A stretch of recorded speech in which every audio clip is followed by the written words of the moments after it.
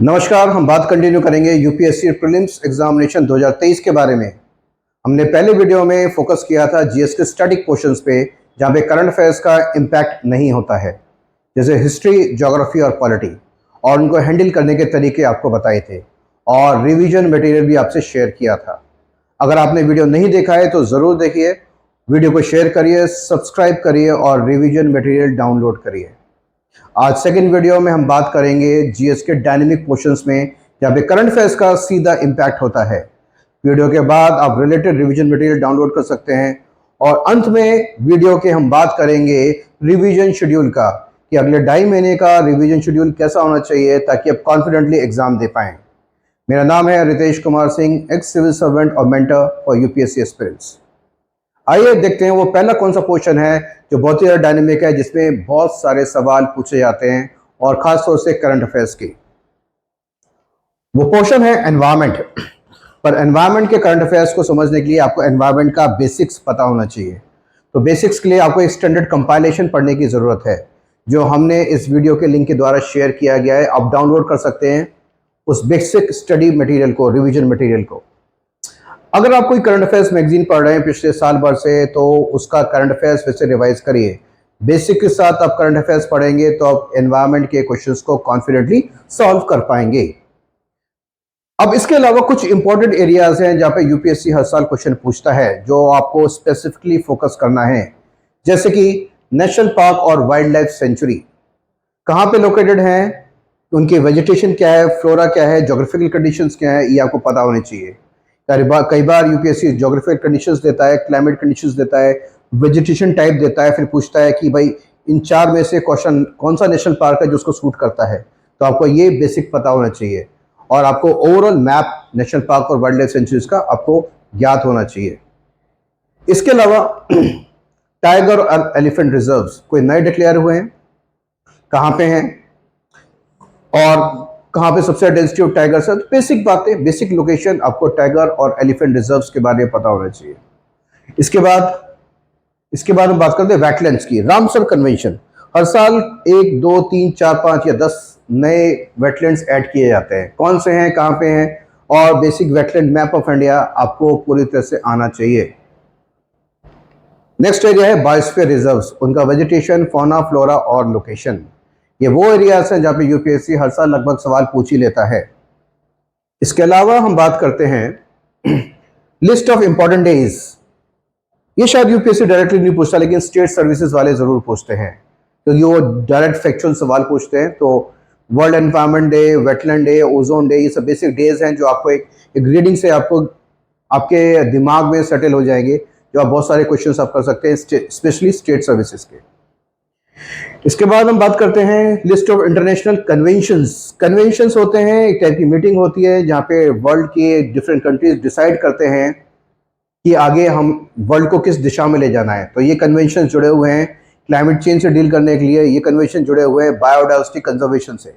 बहुत सारे important conventions हुए हैं जिन्होंने वर्ल्ड को दिशा निर्देश दिए, जैसे रियो समिट 1992 की बात कर रहे हैं हम, Vienna convention, Montreal, Kyoto protocol of 1997, Paris climate agreement. ये बहुत सारे कन्वेंशंस और एग्रीमेंट्स हैं जो वर्ल्ड को दिशा देते हैं। अब इन्होंने जो दिशा जारी करी है, इसको अप्लाई करने के लिए संस्थाएं चाहिए। तो आपको वो जो इम्पोर्टेंट संस्था हैं वो कौन सी हैं, वो कब फॉर्म हुई, उसके मेंबर्स क्या हैं, उसके मैंडेट क्या हैं, वो आपको पता होना चाहिए। जैसे United Nation environment programme, international union for conservation of nature, global environment facility. So बहुत सारी ऑर्गेनाइजेशन है जिसके बारे में आपको जानकारी आवश्यक है। इसके साथ भारत की अगर हम बात करें, भारत विश्व का एक पार्ट है, तो भारत को भी ये सारे दिशा निर्देश अप्लाई करने हैं अपने देश में। तो उसके लिए भारत सरकार ने बहुत सारे अधिनियम, एक्ट्स लेके आए हैं। तो बेसिक जानकारी उन एक्ट्स के बारे में होना अनिवार्य है। For example wild life protection act की हम बात कर रहे हैं, एनवायरमेंट प्रोटेक्शन एक्ट की बात कर रहे हैं, बायोडाइवर्सिटी एक्ट की बात कर रहे हैं, फॉरेस्ट राइट एक्ट की बात कर रहे हैं। तो जरूर डाउनलोड करिए बेसिक मटेरियल जो हमने इस वीडियो के साथ लिंक किया है और रिवाइज करिए। इसके बाद वो दूसरा एरिया कौन सा है जहाँ पे करंट अफेयर्स का इम्पैक्ट होता है, वो है इकोनॉमी। अगर इकोनॉमी की बात करें, अभी भी मैं कहूँगा पिछले 3-4 साल के अगर मैंने सवाल देखे हैं, ये स्टडी करें, अभी भी ज़्यादातर इकोनॉमी के सवाल बेसिक थ्योरी से ही पूछे जाते हैं। एक दो इक्का दुक्का करंट अफेयर्स के सवाल पूछ लिए जाते हैं, लेकिन करंट अफेयर्स इकोनॉमी का पढ़ना ज़रूरी है। पर बेसिक के लिए स्टैंडर्ड रिवीजन मटेरियल वीडियो के साथ शेयर किया गया है, आप उसको डाउनलोड कर सकते हैं और इकोनॉमी बेसिक रिवाइज कर सकते हैं। और अगर आपने किताबें फोकस करी हैं तो भाई एनसीईआरटी की 11वीं क्लास की किताब, संजीव वर्मा की किताब, स्टैंडर्ड मटेरियल जो आपको लिंक में दिया गया है उसके थ्रू रिवाइज कर सकते हैं। और करंट अफेयर्स मेजरली जो इकोनॉमी है ये यूपीएससी बेसिक्स पे पूछता है। करंट अफेयर्स का छोटा सा पार्ट है, लेकिन तब भी अगर छोटा सा पार्ट है तो आप टफ कॉम्पिटिटिव एग्जामिनेशन में जा रहे हैं तो छोटा सा पार्ट भी क्यों छोड़ें, बेसिक करंट अफेयर्स पढ़ना जरूरी है। इसके बाद अगला क्वेश्चन जो है वो है साइंस एंड टेक्नोलॉजी। साइंस जो है वो बेसिक है, लेकिन कई बार बेसिक साइंस अब कम पूछी जाती है, टेक्नोलॉजी पे ज्यादा फोकस करते हैं जो करंट अफेयर्स ड्रिवन है।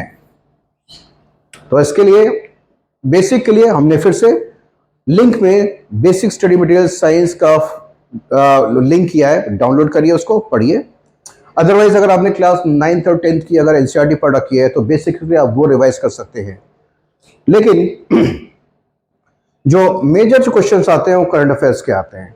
तो कोई भी standard monthly current affairs magazine जिसको आप रेगुलर फॉलो करते आते हैं उसी को रिवाइज करना आसान होता है, ना कि नई करंट अफेयर्स मैगजीन खरीदना। तो करंट अफेयर्स को रिवाइज करिए। बेसिकली ये करंट अफेयर्स का ही में से ही क्वेश्चन पूछे जाएंगे, इक्का दुक्का बेसिक के हो सकते हैं। जो लिंक आपको दिया गया है स्टडी मटेरियल का, रिवीजन मटेरियल आप डाउनलोड करिए, उससे रिवाइज कर लीजिए। इसके बाद हम बात करेंगे इंटरनेशनल अफेयर्स की। इंटरनेशनल अफेयर्स भी मोस्टली करंट अफेयर्स ड्रिवन होते हैं, लेकिन कुछ बेसिक आपको जानने की जरूरत है, जैसे कि international global organisations, important treaties, okay, ये लोकेशंस।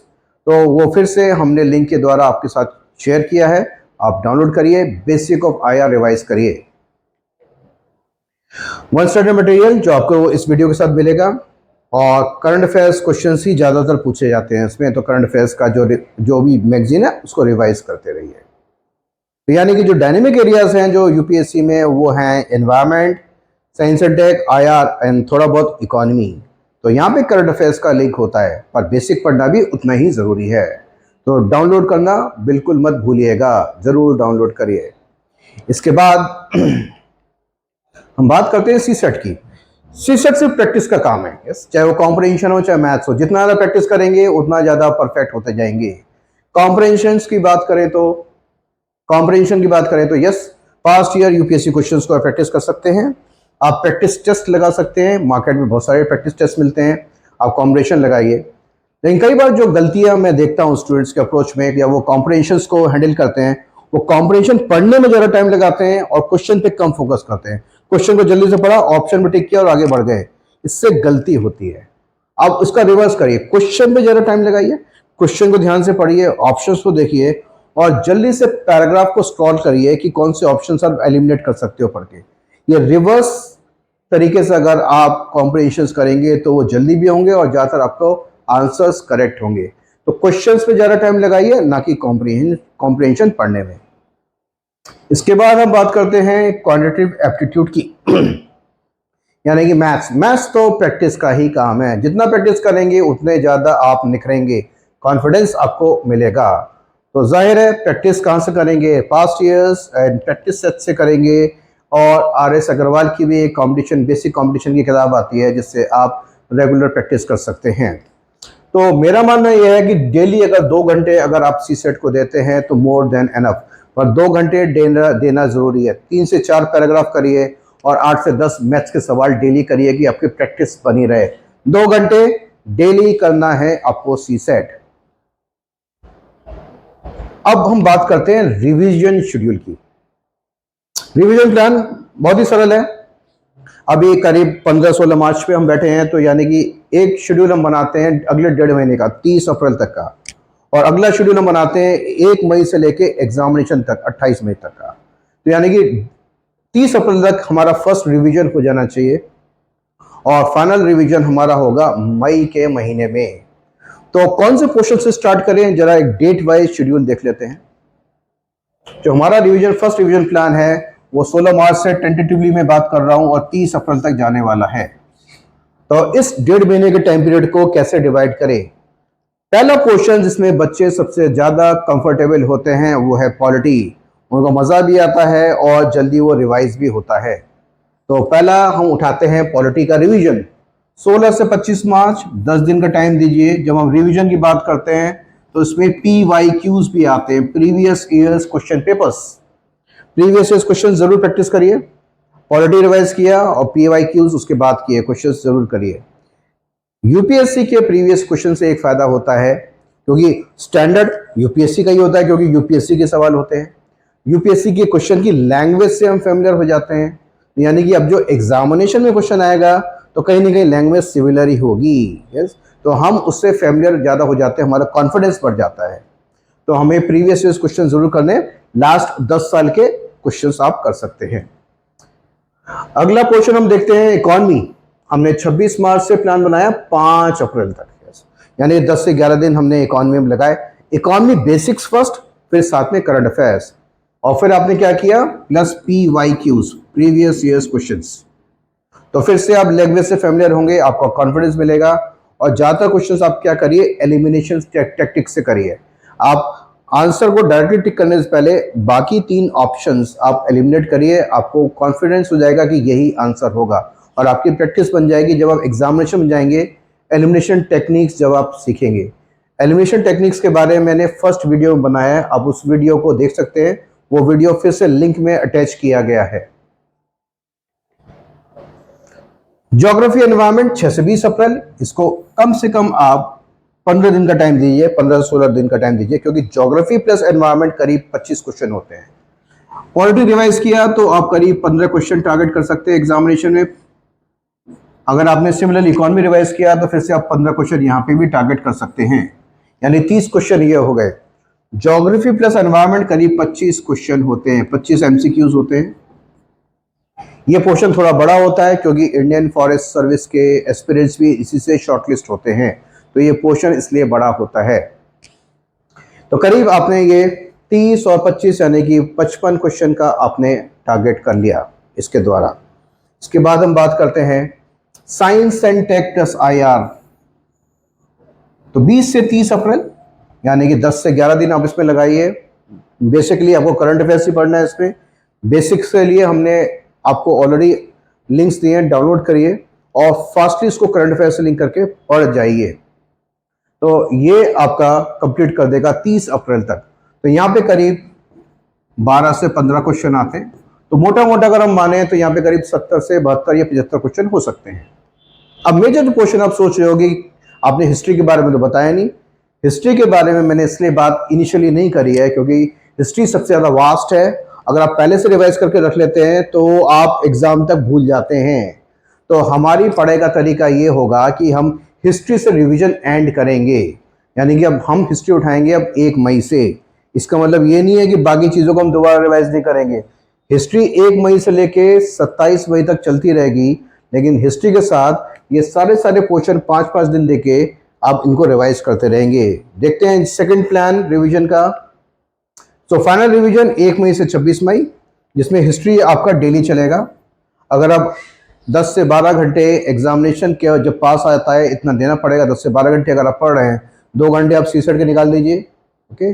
6 घंटे आप हिस्ट्री के निकाल दीजिए, 4 घंटे यस आप पॉलिटी का रिवीजन करिए। यानी हिस्ट्री चलता रहेगा, साथ में पॉलिटी चलेगी। पॉलिटी फिनिश हो जाए तो हिस्ट्री के साथ इकोनॉमी उठा लीजिए, इकोनॉमी फिनिश हो जाए तो हिस्ट्री के साथ ज्योग्राफी एनवायरनमेंट, यानी कि इन सब का सेकंड रिवीजन हो जाएगा और हिस्ट्री आपके दिमाग में फ्रेश रहेगी। तो यानी कि रिवीजन इन सब का हिस्ट्री के साथ, तो हिस्ट्री आपके दिमाग में फ्रेश रहेगा और ये सारे क्वेश्चन जब दोबारा रिवाइज हो जाएंगे बिल्कुल फ्रेश रहेंगे और आप कॉन्फिडेंटली एग्जाम के अंदर जा पाएंगे। और एग्जाम करने का तरीका मैंने फर्स्ट वीडियो में बताया था, उसको जरूर देखिए। और अगर आपने नहीं देखा है तो मेरा कहना यह है तो आप बहुत सारी चीज मिस कर रहे हो। दोनों वीडियोस को प्रॉपरली देखिए, एक बार शेयर करिए, हमारे चैनल को सब्सक्राइब करिए और आगे भी बहुत सारी जानकारी मैं आपको देता रहूँगा। Best of luck for the UPSC prelims examination. Thank you. Study material जरूर डाउनलोड करिए। Thank you.